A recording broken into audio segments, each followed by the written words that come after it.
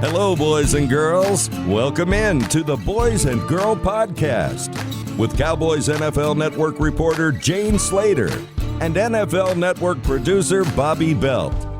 A Cowboys community with the inside scoop on the Dallas Cowboys. Now, coming straight to you from the Lone Star State, here's Jane and Bobby. Well, after taking a little bit of a hiatus after what was a particularly challenging season, not only for the Cowboys, but I think a lot of us covering this team in the media, we needed a bit of a reset. But we do this because we love football, and it is so awesome to be able to have some access here at EXOS Performance Center, especially given the fact that a lot of these guys are going to have scouts and GMs calling performance centers like this, Bobby, to get a handle on these guys because they're not allowed on the college campuses or the access that we've had guys like Daniel Jeremiah tell us about in the past. Yeah, it's a brave new world for scouts, GMs, coaches, everybody else. This is as limited of access. You talk to people around the league, this is the most limited access they've ever had leading up to a draft. So yeah, places like this and the access that they afford and some of the things that, you know, the insights that they can offer, it's really valuable, not just to teams, obviously, but to us to be able to come up here and chat with them and hopefully we can pass on some of that insight with the people that we chat with up here. And not only that, we're seeing guys like Gerald McCoy, who I know a lot of questions about what this Cowboys defense is going to look like next year. We'll start digging into some of the challenges that were in that locker room as we get closer to the season and we start talking about the sort of guys that Dan Quinn and this new coaching staff are going to be looking for. But I truly believe, Bobby, and again, we'll get into this at a later date, that this team is going to be a lot more responsive to what this coaching staff brings to the locker room. But with that being said, I think there are questions. Who's going to be back? Is this going to be a 4-3, a 3-4 scheme? Well, we've seen Gerald McCoy every time we've been up here putting in the work. Maybe Gerald will jump on and talk to us at some point, but a guy that I think a lot of people in that locker room valued for what he did for guys even like Neville Gallimore. Sure. Though he wasn't a part of this team, he was still there in spirit, and I think that's some sort of veteran leadership that this locker room could certainly use. Absolutely. I mean, true to his word, he said after his injury and after the release, he spoke about how he still wanted to be a mentor and help people out, and that's exactly what he did. You talk to people up here, and you see him up here, but guys that aren't even his teammates necessarily, just rookies that are up here that he's talking to and trying to coach up and teach them things about the game. And so there's a lot of interesting stuff here. We got a lot of interesting people that we're going to be talking with over the next few episodes. Today we're going to be talking to Stanford corner Paulson Adebo, who's from Mansfield. Loved him. Opted out. He's great. We're also going to be talking to TCU safety Tre'von Moehrig, who could play corner, to be honest. That dude's incredible. And he'll likely be a first-round pick. He's a guy that I think everybody's going to like a lot. And then we're also going to be talking with Mississippi State running back Kylin Hill, who has a lot of connections, actually, to the Cowboys. You'd be surprised. And he's another guy who announced he was going to the draft last year, decided to come back to school, and then ultimately opted out. But a lot of people to talk to in this episode and a lot of people in the coming episodes. And so if you notice, by the way, we've done this over a couple of them. If you notice wardrobe changes, don't worry about the continuity. That was just separate days. So don't worry about it. And I think what I love the most about this is, while you and I may not be able to be a fly on the wall at Senior Bowl or Pro Days or some of these virtual combines, we're getting to ask questions that we're genuinely interested in knowing about some of these guys. And two of the individuals in this episode did not shy away actually all three of them didn't shy away from wading into what some would consider in the past controversial topics. But this has been a year that has shaped the league as it relates to social justice, as it related to this virus.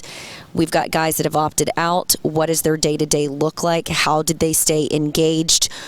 Did they miss a beat by not having live game action? Was that better for their bodies? But again, I just genuinely love when they come into the league and they're sort of bright-eyed and bushy-tailed. And they're not jaded by people like you and I, Bobby. There's to this point, and there's a lot of guys here at the facility this year. There's like 50 of them. I have not run into a big ego here. Not one. And that's not always been the case. You'll usually run into one or two, but they've got a really good group of guys here this year. Guys with really high football character, the right kind of guys, as Jason Garrett would call them. Passion and purpose the two P's have really kind of stood out for me as we've talked to some of these guys. So I hope you've enjoyed, or will enjoy rather, some of the interviews that we're going to bring you over the next couple of weeks. I've certainly enjoyed it. Like I said, this is the part of my job that I absolutely love. And I always go back to my man, Bobby Belt. He does a lot of the framework for this, a lot of the groundwork. He helps to develop some of these relationships and the access that we've had. So I'm indebted to them, but also, like I said, to the EXOS Performance Center for allowing us this opportunity to not only come up here and get to know the guys, but just for me in my career, continuing to be a sponge and learn more and more about the game. I think that makes me more valuable to you as a reporter. Shout out to Brent Calloway, the performance director here, who is awesome, is one of the best people you'll ever meet, and has been really helpful in helping us bring this stuff to you, because there's not a lot of this access and not a lot of these people that we're hearing from with these socially distanced senior bowls and combines and everything else. And so really appreciate Brent giving us some access here to bring these guys to you. Joining us now is Stanford cornerback Paulson Adebo, also a Mansfield High School alum from the DFW area, a DFW kid, and we're glad that he's joining us today out here at EXOS in Frisco, where we're talking to a few people. Paulson, how you doing? I'm good. Thanks for having me. Absolutely. So first question, I know you were one of the first like 5 or 10 guys I remember opting out of the CFB season this year. What went into the decision? Because I know there was people wondering if you were going to come out last year. You chose to go back to school. So what went into your decision to opt out? And do you have any regrets in retrospect? Do you wish you would have stayed around, or do you feel like you made the right decision? I feel like I made the right decision. I don't think it's one of those things to look back and try to dwell on what could have been. I think the decision to opt out kind of starts with my decision to come back last year in January. So obviously last year I had an opportunity to kind of test the water and see if I wanted to declare for the NFL draft.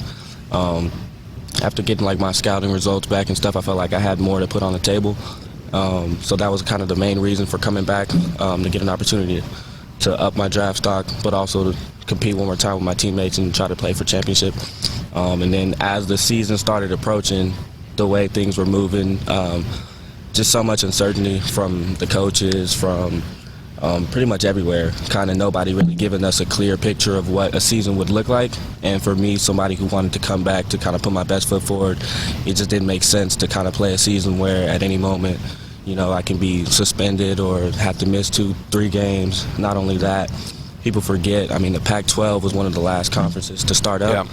And actually, at the time that I opted out, we had already canceled our season. So we were planning on doing a spring season. And for me, it didn't make sense to play a spring season, so I kind of opted out that way. So it was a bunch of different things that kind of played into it. And then obviously they ended up playing at the end, but even that looked a little rough.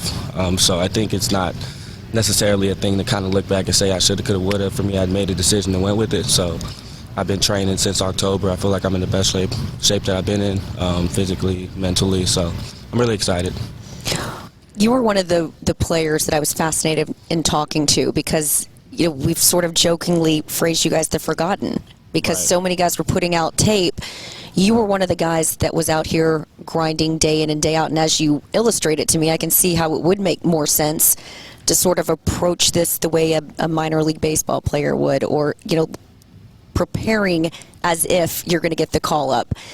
What does your day look like starting in October? What does your weeks look like, and how have you stayed focused and locked in as you watch teammates, guys that you knew growing up, actually playing on Saturdays? Right, it was definitely really weird watching football and not being out there. It's probably the first time not playing a football season since like 7th grade or something. So definitely weird, but I think coming here to EXOS in Dallas, working with Brent, the whole staff, they kind of just really did a good job of like helping me stay prepared and helping me stay focused. So basically since October, maybe like 21st or something, when I first got here, pretty much Monday through Friday, we'd lift 3 times a week, run 2 times a week, and then I'd come here.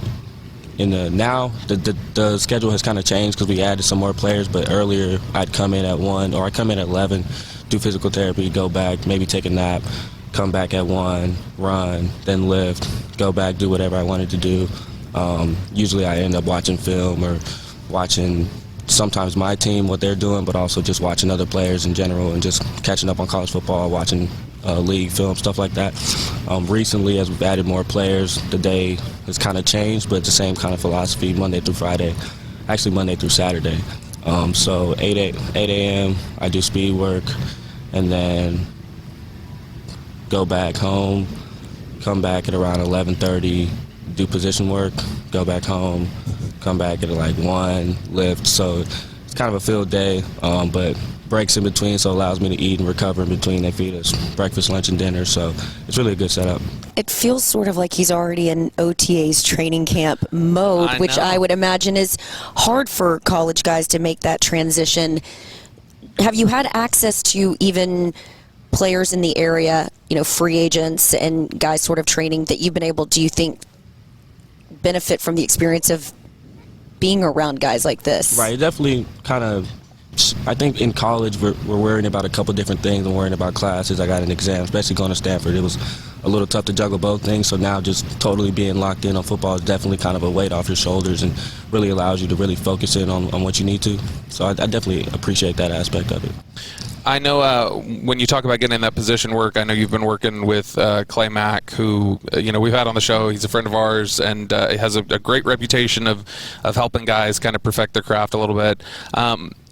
Do you think there's, I guess, an argument to be made that, you hear from some people that, well, they missed the college football season, they didn't put film out like we were talking about. Would you say there's potentially a bigger benefit for you personally that you're not, focusing on weekly game prep and other things like that, and instead just focusing on polishing up your skills and working with Clay every day to get those right?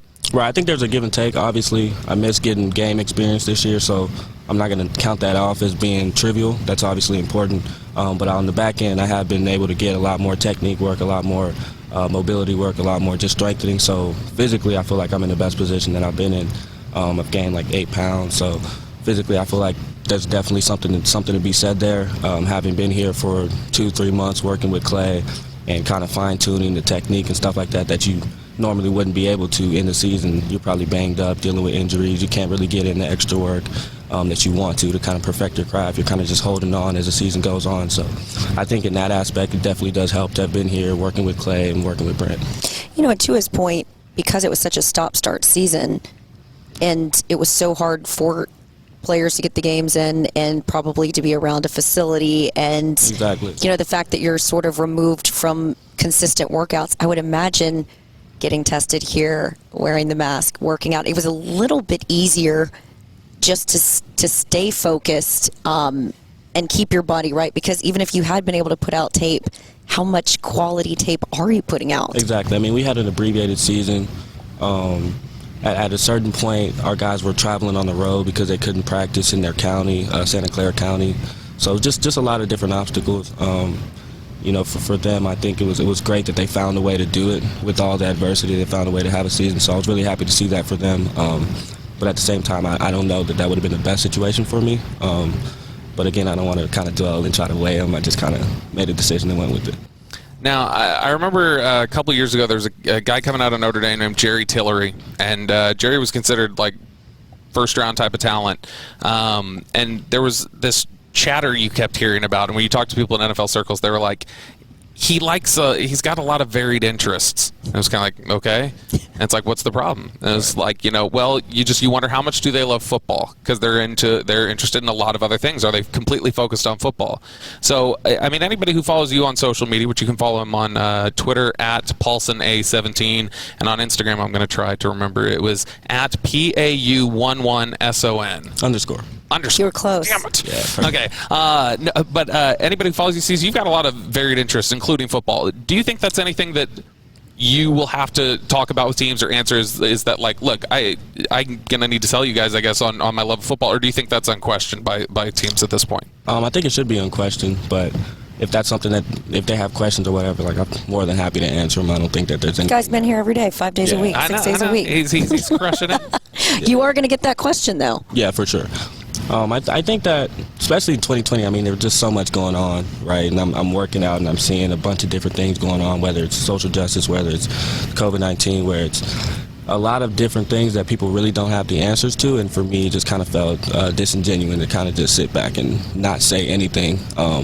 And I think that for athletes, there's a level of humility that we need to approach things with that says, I don't have the answers. It's not like I'm sitting up here telling you that, like, I'm the end-all, be-all, and I'm the expert on this. Like, not at all. Like, I think something's going on. I don't really know. But I think it's super interesting, and I feel like, especially in today's climate, it's important to kind of have that kind of conversation. But don't get it twisted. Like, I love ball. Like, that's what I want to do. Well, and I know that is a popular question from NFL scouts, and it sounds like a basic one, but they like it because it fleshes things out a little bit, which is, and I'll ask it to you here, is why do you love football? Why do you love the game? Right. I mean, for me personally, that's what I've been doing my whole life. Right. I remember I grew up in like an apartment complex, so what that kind of did for me was like being able to interact with a lot of different kids, as opposed to like living in a neighborhood where it's like you have 2 neighbors and that's who you hang out with. So I saw a lot of different people come in, and the common thing for us was football. So people from all different backgrounds. One of my best friends, I still know him from kindergarten. We still lived in the same apartment complex, and we would just play football every day. So just having that, to kind of draw me into things from an early age, I've just kept that all the way. And obviously my brothers played football and basketball, and I pretty much played everything growing up. So football was kind of mostly the main sport for me growing up, but I just love playing sports and being competitive, to be honest. I love that you have a voice, because I think what we saw from the NFL, something that I hadn't seen covering this league for, the last 6 years with just the NFL Network, doing it for years before that, was the NFL is allowing you the latitude to do that. So when you look at guys like Malcolm Jenkins and Richard Sherman, is that one of your pushbacks, that you can love football and have varied interest? And for sure. I don't think I try to like emulate what people are doing, to be honest. I don't think that I'm very much like, I don't necessarily like the spotlight on me, to be honest. But if there's something that I'm, super passionate about, or I think is very important, I'll say something about it. But it's not like I'm setting out to be a personality or something like that. I don't view it that way. What are some of your other interests? My other interests, I love watching just football highlights when I'm bored. Netflix, play the guitar a little bit. Kind of wanted to. I think I saw a video of like Christian McCaffrey playing the harmonica when I was coming out of high school. I was like, man, that dude's cool. I need to learn something. So I started picking up the guitar a little bit. So I do that a little bit. I'd say I'm like a campfire guitarist level. I can play a couple things. But then just hanging out with friends. Yeah, I think I really love watching like interviews of like people I think are inspirational. So, whether it's like Will Smith or anybody who's done anything super big, I feel like it's always good to kind of see where their mind's at and kind of get the competitive edge from watching how they like take care of themselves. Why Stanford? Why a kid from Mansfield thinking Stanford? There's a lot of Big 12 schools that I'm sure would have loved to have had you. There's a lot of and I'm excited to hear what you're going to say, because I know for a fact there's a lot of North Texas kids that this state has lost out on to Stanford in the last few years. Yeah, we got a couple guys from Dallas. We always Caden Smith. Yeah, we always kind of have that, like, whenever we get a Texas guy, we're always like kind of proud of it. But for me, Stanford was just a different place.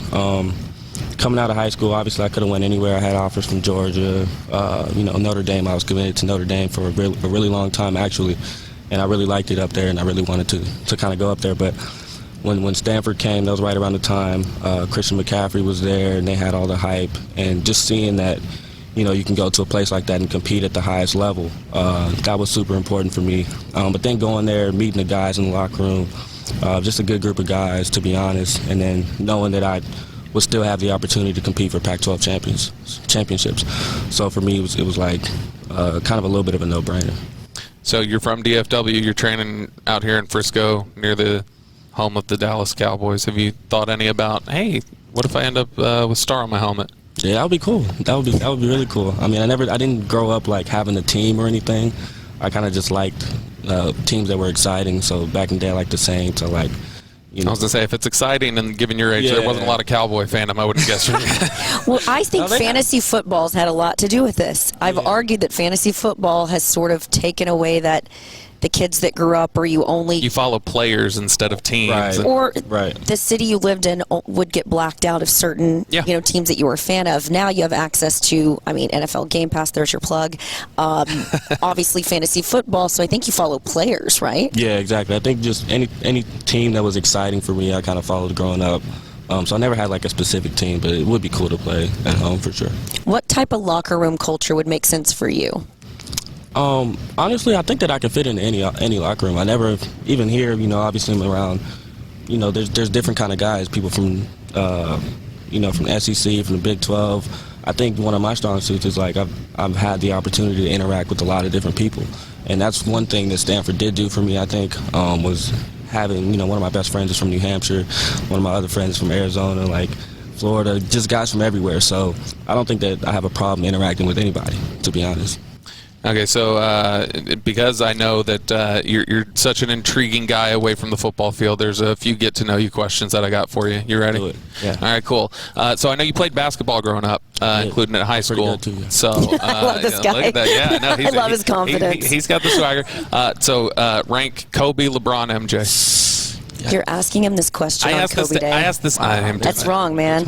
I asked this to everybody. This is Kobe Day, LeBron, though. MJ. You can't ask this question today. I'm not gonna lie, they're all great. They're all in their own kind of little league. They're easily the top 3 all time, I think. But personally, I didn't really watch MJ, so I can only speak from what other people say. He was amazing and all that thing. So I don't think I'm really qualified to answer the question. Okay, Kobe, LeBron. Kobe, LeBron. I always liked LeBron over Kobe, to be honest. I feel like just the amount of things that he can do on the court, but obviously Kobe, just killer mentality. It's a different vibe, but I like LeBron. So you say you're a Netflix guy. So what's your biggest streaming recommendation to anybody? Netflix. I haven't been watching anything really recently. I like All American, but they're not on Netflix. Are you like a documentary guy, or you like movie? What do you go for usually? Miniseries. I've been a rom-com guy. Oh, rom-com. wow, I love when we get one of these guys. What was your favorite? Rom-com. I like Hitch. All right, it's a good one. Hitch. He speaks French. He plays basketball. Look at him. There's some commonalities there. He's a Renaissance man. One of my favorite questions that I stole from a friend of mine, RJ Ochoa, is so like let's pretend next year you're playing Madden 22. And whoever you're playing against has taken the team that you're on, whoever ends up drafting you. So if when you're playing that game you accidentally throw an interception to yourself, are you going to be the competitor and tackle yourself, or are you going to give Digital You a little shine and let him score? No, I'm definitely tackling myself. Oh, look at that. I'm finding more and more guys. I'd say it's probably about 70-30 say they're going to let their guy score. Nah, I'm hit sticking myself. You're going to hit stick yourself. Yeah. Wow. Yeah, we don't do that. What would if it wasn't football, what would your profession be? What's your I know your major is something that I don't think I've ever seen a football player have before. Yeah. Product design. So what would you be doing if it wasn't football? Honestly, I don't know. It's like product design is like Nike, like it kind of depends. It's a little bit of mechanical engineering, also working with like on the marketing side, dealing with like user, consumers, that type of deal, identifying target market audience.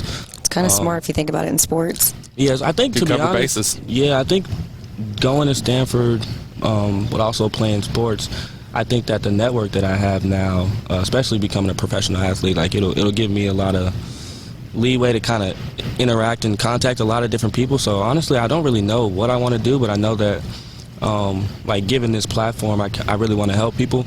I don't know exactly how, but growing up I didn't have too much, so I feel like it's only right for me now having the success. I mean, there's nothing really, like I've had success, and that's not really what's going to do it, right, as far as making you feel a certain way. So I feel like finding a way to help people out, whether it's people that look like me, whether it's kids that grow up impoverished or that don't really have much, I think I will end up doing something in that realm. Greatest strength, greatest weakness? As a player? Or as a person? As a person. My greatest strength. I think my greatest strength is my greatest weakness. I'm a little stubborn. Yeah. It's a double-edged sword. Yeah, I'm a little stubborn, but I think it's kind of helped me because I go a little harder than I should or something like that, but sometimes I probably need to pull back. Probably a little stubborn. Yeah. I felt that answer. How do you want people to remember you outside of football? Yeah, again, I think just somebody who, one, stood for something, two, was willing to help a lot of people, and that's kind of the big thing for me, especially as I'm getting older.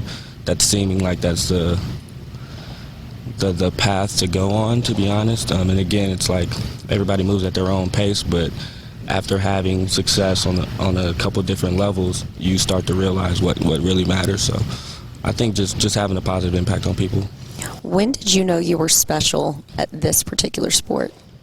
Let me see. I think I had a couple moments. I think in high school, like my sophomore year, played against South Lake Carroll, Cowboy Stadium. First game playing cornerback, went off, had a pick, had a touchdown. I was like, Feel good in that building, huh? Yeah, well, I always felt like I was super good. Like my brothers would tell you, like I always grew up talking trash to them. Like I'm gonna be a freshman on varsity. I'm gonna be #1 corner in the nation. I'm gonna be. So I always had that kind of mentality of just overachieving. But obviously, as it starts getting closer and you kind of start knocking down those milestones, you get your first offer, you get the third offer, the 10th offer, and then you kind of start to see it. You know, all your dreams kind of realize themselves. I definitely had a sense of like, yeah, I can really do some damage. You're stubborn and you know you're good. Are you coachable? Of course, yeah. I think, you know, I'm stubborn with myself, but when it comes to, you know, coaching, I'm definitely willing to accept coaching, especially, you know, I never had any problems with my DB coach, my head coach, or anything like that. So I think there's a balance between being stubborn and kind of wanting to do things your own way, and also understanding that it's a team sport and, you know, you have to buy in, you know, completely buy in and do what's best for the team as well. Favorite coach and why? Coach King is my favorite coach. Why? Yeah, because he doesn't baby you. Like he'll give it to you how it is. You know, I had a couple games where I just wasn't performing at the level that I'm supposed to, and you know, he's all in my grill, like giving it to me. And a lot of coaches, especially now with where we are, today's environment is a little softer. So to have that kind of like gritty, hard-nosed kind of approach, that was really appreciated by me. Paulson Adebo is a cornerback from Stanford, a local kid, and somebody who realistically, with as thin as the Cowboys are, cornerback could end up with a star on his helmet. And Paulson, we appreciate you, man. I think you're going to do very well. Thank you so much. Thanks for having me. Joining us now is TCU defensive back Tre'von Moehrig. He is the recipient of the 2020 Jim Thorpe Award, named to 7 All-American teams, just an all-around stud. And he is out here training at EXOS in Frisco, and we are glad to be joined with him today. Tre'von, how you doing? I'm good, man. How you doing? I'm doing good. I'm curious. We were here talking about the COVID scare and everything else and how different everything's been before we got started here. A lot of guys chose to opt out. A few of them you're training with here. Why did you decide to play this season? Really, I just did it for my family and my teammates. You know, coming into the season, we weren't, you know, expecting to play a game or having a season or anything like that. So we just continued to push forward, and you know, I did it for my mom, my teammates, and we were fortunate to go out there and have a season. So I think we put on a show. What did this season teach you about adversity, pliability, adaptability? Yeah, definitely just, you know, pushing through whatever, you know, not knowing a lot of things this year, what was going on. It just kept us on our toes and kept us hungry for more, wanting to play games and, you know, try to go to a playoff game. But, you know, just taught us to push through adversity and, you know, lean on one another. You know, I think it's well known at this point, I'm sure you've heard it, the cliches about the Big 12, about nobody plays defense in the Big 12. It's all offense. It's the Kingsbury and the Lincoln Riley style of offenses over there. Yeah. One of the teams that does play defense a little bit is TCU. Yes, last couple of years, Jeff Gladney, Ross Blacklock, yourself, Ardarius Washington, a lot of really good players on that defense. Do you think you're better prepared for what the NFL is going to have to offer going up against these Lincoln Riley type teams and these Texas Tech offenses? Do you think you're prepared for where the NFL is going because you play in the Big 12? Definitely. I think, you know, just TCU in general, their coaching staff, Coach P, Coach Gonzalez, they did a good job of just, you know, preparing us for whatever it may be. I think the way they coach is unmatched. I've said that before, and just the way they handle things on the field, they get you ready for anything, whether it be certain teams, certain formations, it could be whatever, but they always make sure you're ready, and I feel like they've got me ready, and I can understand a lot of things that maybe if I didn't go to TCU, I wouldn't be able to. You know, one of the challenges that we saw with so many teams this year, as we were speaking to it earlier, the adaptability and the pliability. You guys are so used to being in a group setting. so used to being in the locker room and working out together. You were able to play this season and obviously saw the shutdowns and the COVID testing and doing these interviews virtually. We're probably going to see a little bit more of that heading into this season. What was the greatest thing you learned about yourself and the way you approach your game, this profession, through all of that? I think, one thing I prided myself on was just being a leader through this time, trying to get my guys wherever they needed to be, wherever, seemed fit. I just tried to be a vocal leader and let them know, like, we're going to get through this, we're going to make it, and we're going to play games and have fun no matter the outcome. And you were a team captain for every single game. Yeah. What did that mean to you? What goes into being the team captain? It was an honor. Coach P just goes in and picks 4 guys that he thinks are, like you said, great leaders on and off the field. So I was really blessed and fortunate to be picked as one. It was me, Wallow, Tay Barber, and Max Duggan. So all of those guys, are great leaders, great teammates. Okay, but I do have to ask you, how hard was it to, I think it was a little bit easier for the NFL athlete, right? Some of them have their families, you're getting paid to approach this. You're in college. Yeah. You're not going to get to do this thing again. Yeah. How hard was it to be responsible on campus and still recognize that this is the last year? I mean, look, I went to college. I went to the University of Texas. It was the best 4 years of my life. But how were you able to balance that while also being responsible and to your point, making sure you guys had a season? I would say just like leaning on people, leaning on my mom, my family, my teammates, my coaches, just getting advice from them or whatever it may be. Just leaning on other people for advice and just kind of not doing it alone by myself. And so it was hard. It wasn't that hard for you to stay out of the fray? It was definitely a little hard at the beginning, but as time went on, we started picking up on things and just learning, the new protocols and swings of things. So I think as the time went on, we learned, like I said, to push forward and persevere. We mentioned you're here in Frisco, so you're 2 miles away from the Dallas Cowboys training facility. You're a Texas kid. You played here at TCU too. Sir. Have you thought about what it might be like to wear the star? Hey, that'd be a blessing. That'd be so cool. I grew up watching Dallas Cowboys all my life, so to be seeing things said about Dallas Cowboys is definitely exciting. So we'll see where that goes, but that would be cool to wear a star. Now, we got you just for a couple more minutes here because we're keeping you from training. But we'll do a couple of get-to-know-you questions because I know people always like those. So if you weren't pursuing football, what would you be going after for a career? I'd probably try to be like an analyst, sports reporter, kind of thing like that. That's kind of something I want to do after I play football, or maybe coach or something like that. I see we're getting you experience right here. That's what we're trying to do here. Here. Getting me ready, so prepare me. What's on your pregame hype list if you're really trying to get in the zone? Probably some young boy. I know that's probably a little, cliche.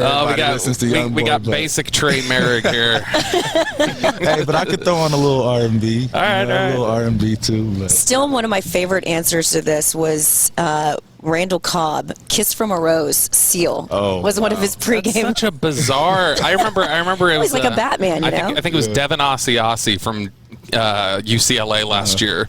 I think his answer was he's like. He doesn't want to listen to anything too aggressive because really? he didn't want to get too hyped up and out of control. He wanted to kind of be calm and everything. Yeah. So let's imagine you're playing Madden 22 here in a couple months, which you'll be on the roster. You'll be on there somewhere. So you're on there. Let's say whoever you're playing against takes your team before you can pick them. So you're on offense and you throw, and digital Tre'von Moehrig intercepts the pass.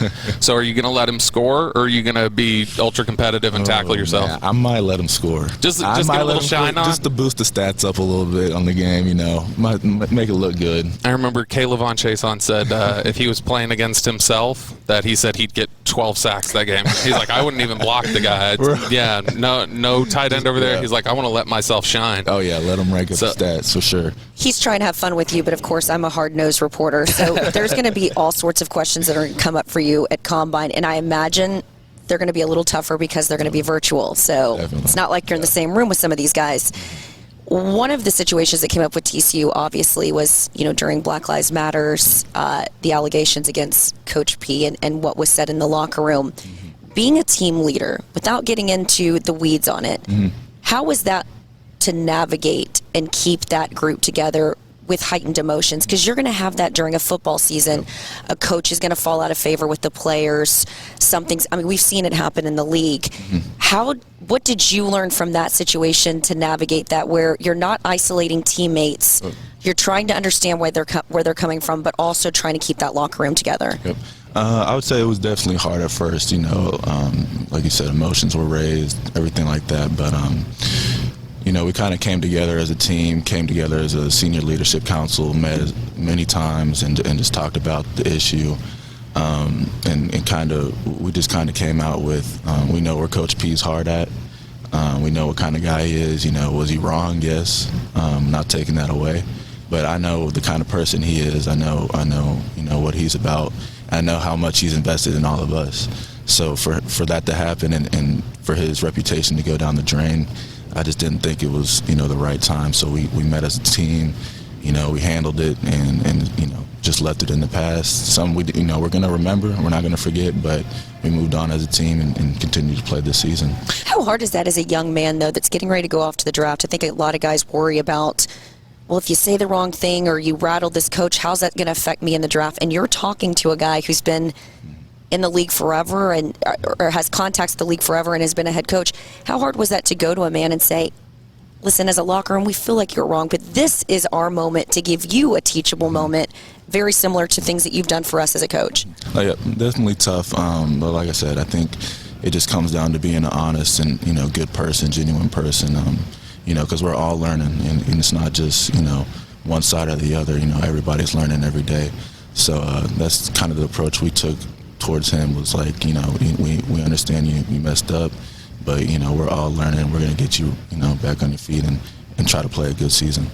One more for you, because you do seem like you have a real level head on you, and like I said, you're going to get far harder questions than that one, but I wanted to get you warmed up, being the reporter that I am. Bobby wants to ask you some of these fun questions, and I love them.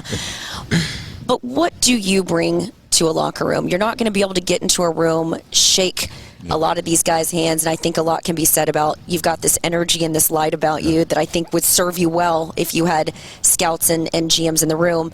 Since you can't do that, what are you going to convey to them virtually about what they're getting from you in their locker room? Probably just, like you said, just a level-minded kind of player, just not real too big into the hype, too big into social media, just wanting to get down and work and play for someone bigger than himself, play for my mom, my family, my teammates, and just being an honest, genuine person. That's kind of what I pride myself on, is just being a good person to whoever it may be. So. Well, I think you're likely to hear the name Tre'von Moehrig on Thursday night of the draft because he is for sure in that first-round conversation. And you can follow him on social media. Both Twitter and Instagram are at @TheReal_Trey7. Tre'von, thanks so much for joining us. Thank you for having me. It's been a blast.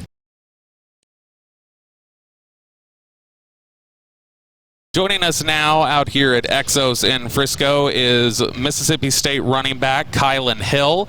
You can follow him on Twitter at @H_Kylin, and Kylin is Kylin. Kylin, how you doing, man? I'm doing pretty good, just blessed to be here right now. Yes, sir. Now, I know you just came out of Senior Bowl. It was a big week for you, a good week for you. A lot of people, there's that one clip going around social media that was going all viral of you just locking up everybody in pass pro, looking good. Yeah. How was that experience just in general, the Senior Bowl, and talk about how you think it benefited you, especially in a time where this, we're not going to have the combine the normal way that we would. How do you think it was beneficial to you? Yeah, like you said with the combine, I feel like we got a lot of benefit through it, especially one-on-one with the coaches, learning the experience, preparing us for the next step that most guys won't have the opportunity to experience also. So extremely blessed to be in that situation and show off my skills in front of a lot of coaches. You debated opting out last year, decided to finish up at Mississippi State, Mike Leach taking over as the head coach, and then opted out at 3 games. Why? Really, basically a lot during the flag situation with my family being too harassed over the situation. So it was really a family decision also. For fans that aren't familiar with the flag situation, walk them through that. Basically, Mississippi known for having a Confederate flag over our heads for generations, even beyond my generation. So me and a couple guys and coaches and stuff, we got together as a family and just came together and just finally thought it was time for it to come down. How hard was that on your family, and was that kind of your first foray into seeing how tough it can be out there when you put yourself in that public eye? Yeah, it was real tough. I had a lot of backlash. Backlash that come to me also comes to my family, me being an athlete. So I had a lot of to take up on, had to mature very early, but I have no regrets at all. Are you proud of the outcome? Yeah, of course. I feel like I did a good deed. So Mississippi very proud of me. Do you think that's something that, even though, as you mentioned, it was tough on your family and it was tough on you and it caused some issues, is it still something that you look back on really proudly and fondly and say, I made a real difference? And do you think it's something that NFL teams can look at and go, okay, there's a guy who shows leadership traits, there's a guy who's comfortable in his own skin and isn't afraid to do what he believes is right? Yeah, what I did, I feel like a lot of younger players under me can look up to what I did. Don't be afraid of the outcome. So I wasn't scared at all. Sometimes people always ask me, did I regret it? Not at all. I feel like God made no mistakes, so I just go by day, stay blessed. Do you have any regrets about, not that situation specifically, but do you have any regrets about going back to school? Do you just wish you would have potentially just stayed in the draft last year, or had decided to opt out of this year once you'd gone back and seen the COVID situation? Do you wish you had done anything differently with that process? No, not at all. I came back, to show scouts that I can also catch the ball, not just a pound and ground running back. So even though I played 3 games, I feel like in them games I did play, I had 23 catches for close to 300 yards. So I did what I could. I love the confidence there. Yeah. Go look at the stats. that opener, it was something like 94 catches for 730. It was obscene. So some Mississippi State records there. Now it's interesting you talked there about showing your different skill set. We talked about how you had looked really good in pass protection at the Senior Bowl, and how everybody knew you were a prolific runner at Mississippi State. And then you went back and showed what you could do in the receiving game. There's this chatter a little bit with the game is so pass heavy now that running backs are kind of becoming obsolete, people seem to think. What would you say in reply to that thought, that the running back position is becoming obsolete, and how valuable do you think your skill set is, being that you are so multifaceted, when teams are looking at, they want a different type of back these days? I feel like with me, I'm just filling in all the blanks that people said what I can't do. So, like they said, they told me I was just a ground and pound runner and can't catch. I did that. People said I come pass block. So, Senior Bowl, I focus on pass blocking to prove that. Just like I said, I'm just trying to fill in all the blanks that all my data said I can't do, and so far, looking very positive. There's a fearlessness about you that stands out to me. Where does that come from? That's just born in me. That's how my daddy raised me. Like my dad, I was 8 years old. My dad would wake me up 5 o'clock in the morning. We go jog. That just in me. He told me I always attack the game with fierce. Be fierce 24/7. I love it. You said one of the guys you stay in touch with is a guy we know pretty well here in Dallas, Dak Prescott. Yeah. What's that relationship like? And not just football. What has he meant to you as having a guy that's played at Mississippi State, who's been in the league, and for that matter, has found himself in the news a lot, and how he handles it has always been so graceful. What has he taught you? With Dak, when you come to Mississippi State, it's Dak Prescott. Like, I won't take nothing away from a guy, incredible player. Just besides the player, he's an incredible person. What he did, especially just he plays the game for his mom. Rest in peace to his mom. Tremendous guy, charitable guy. He always come back, and I try my best to work his events. He's just a guy that young kids should look up to, just outside of football, just as a person. How much would you like to potentially share the backfield with him? You're here in Frisco. You're near Cowboys headquarters. How cool would it be to end up with the Cowboys? It would be a blessing. I feel like all Mississippi State fans would go crazy. They'd love it. They're rabid over there. Now, did you get a chance to talk to the Cowboys at Senior Bowl? And if so, how did that go? It went very well. We had tremendous talk. It's some things I can't say. Oh, sure, of course. Yeah. But they just told me I had a great, tremendous talent, and they look forward to seeing me in the Senior Bowl. I also love that everyone thinks that just because the Cowboys talked to Kylin, who's a running back, that means there's no room for Ezekiel Elliott or Tony Pollard. Yeah, no, I'm good friends with Zeke. Exactly. Also. That's where I wanted to go. Sometimes I feel like there is a misperception of Zeke because he's not consistently as personable as Dak is sometimes. But if you get Zeke away from the media, good guy. He's actually a great guy. Yeah. So what's been your takeaway? Because even with like Tony Pollard and some of those guys, his former coach, Gary Brown, would tell me, he'd be there at the, dinners at Gary's house and how much he brought the guys up. And even when he wasn't playing, encouraging guys to go out there and be their best. What have you taken away from a guy like Ezekiel, especially because he's such good friends with Dak? I would imagine that by extension, you get some of that friendship. Yeah, man, Zeke, we been trading numbers, communicate. It basically just, guys like him, Alvin Kamara, they just basically told me just stay grinding. The process go by fast. In the blink of an eye, gonna be draft day. They just kept it real with me, real blunt. They told me to work my butt off and just take care of everything. Everything gonna happen for itself. I love that you're in touch with Alvin Kamara because, Sean Payton, New Orleans Saints, loves to say that he stood on the table and banged his fist for Alvin. Alvin obviously was a guy that was a little bit overlooked. You talk about filling in the blanks and not wanting to be pigeonholed in one particular area, and he has certainly shown you that with his game. What has Alvin taught you about being more of a multi-dimensional running back, especially in today's game and the way that position's been undervalued? Yeah, I feel like Alvin changed the game from running backs. It's like being straight up. Alvin, you don't know, he can be a guy, he can go between the holes and hit you, or he can line up wide and just hit you for 80 yards. He just basically changed the game from running backs to what it is today, put running backs back on the market. Tremendous guy, tremendous talent. What did you think of his 6-touchdown game on Christmas? Oh, he was going federal. I was counting him every time he counted him. He got in the end zone, he was counting him out, counting right with him. You're sitting there really cheering on that they give him that number 6. Yeah, we got the same agent and everything. Yeah. I feel like he was doing it for the running backs. Yeah, he was going in for the running backs. He was doing it for the culture. That's what he was all about. Now, you mentioned filling in all the blanks. What is it you think is the most outstanding question you think teams are going to want to know about you? Since you are trying to answer as many questions as you can, what do you think is remaining for you to sell teams on?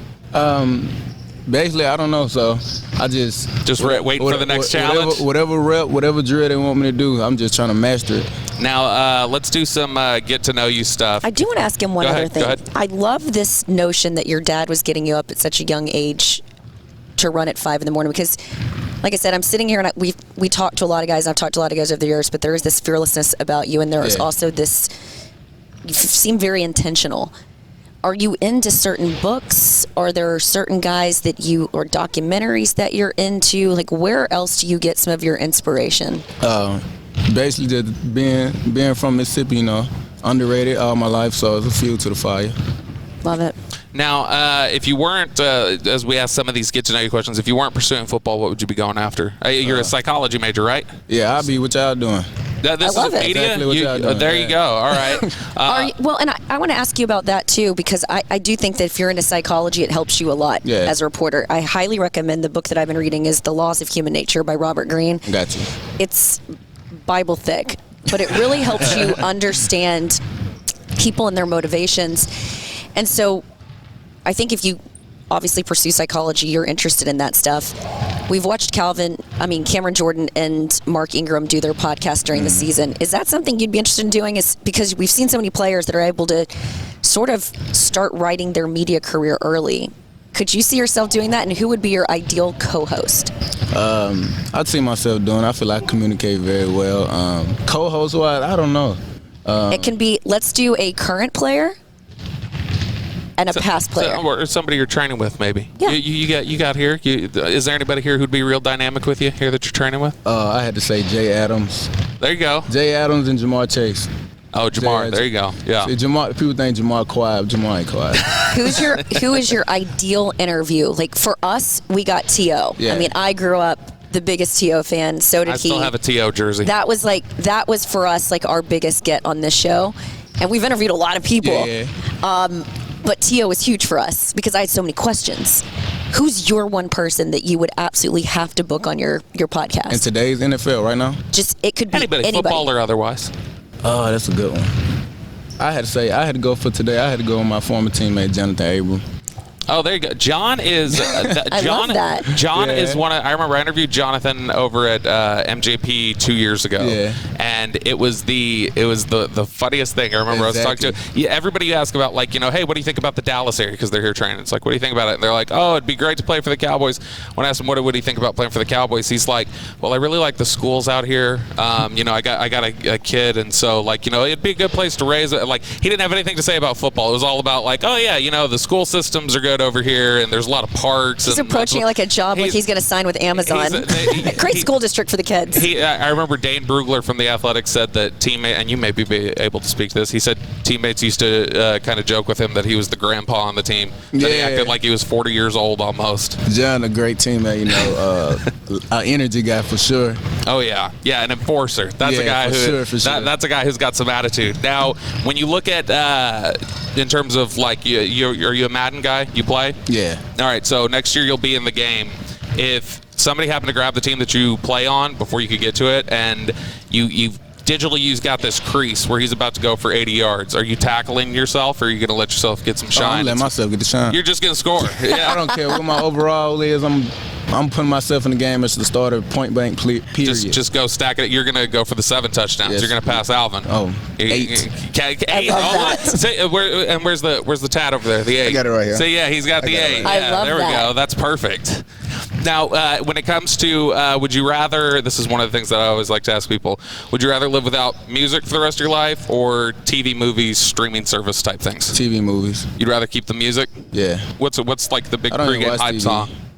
I don't know. Who's the pregame hype artist? Not a particular song. Who's like, what's an artist we're definitely going to hear in your playlist? Chicago rappers, so I got to go a little Dirt.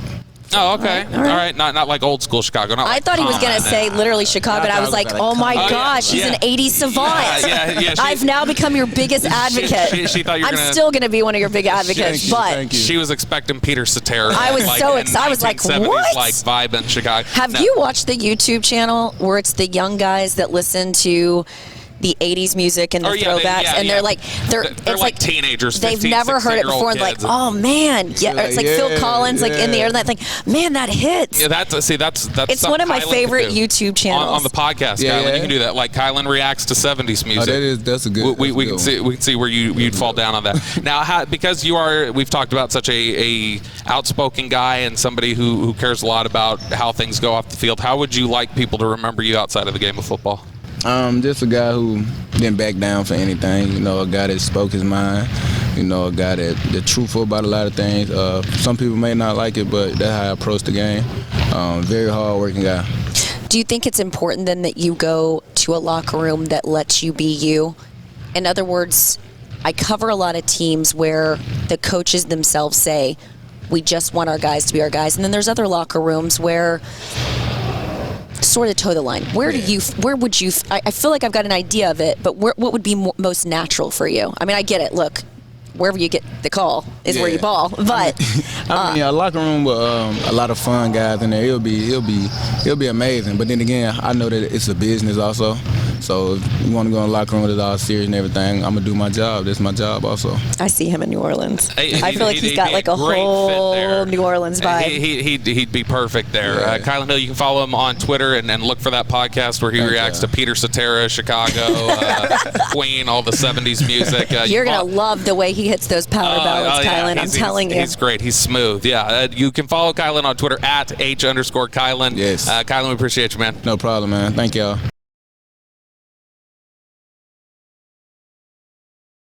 All right, so like I said, I love getting to know these guys. I hope you learned as much as we learned from them, and we'll continue to learn about them in the coming weeks. We're trying to get ahead of this before we start seeing the news articles come out and more teams start talking about their interests. We're sort of getting to know them in the early stages, which is what I love. I love fresh. This part. It's good. There's still enthusiasm from them. They haven't been over-interviewed yet. They're excited. It's like last year when we saw Des Bryant working out and you saw the draft picks like just, going gaga watching that. You see that with like a Gerald McCoy being up here or somebody else to see them just kind of like staring and, oh my goodness, look, it's Gerald McCoy. So, yeah, no ego yet.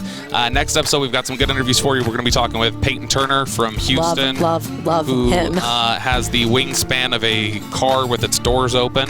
And then we'll also be talking to William Bradley King, or BK, the Baylor defensive end, and then our friend Brandon Tucker from Trench Warfare Training, about all these guys, and then also about some of the Cowboys players that he's been training, where Tristan Hill's at with his recovery, how Neville Gallimore's progressing. So lots of good information on that next episode.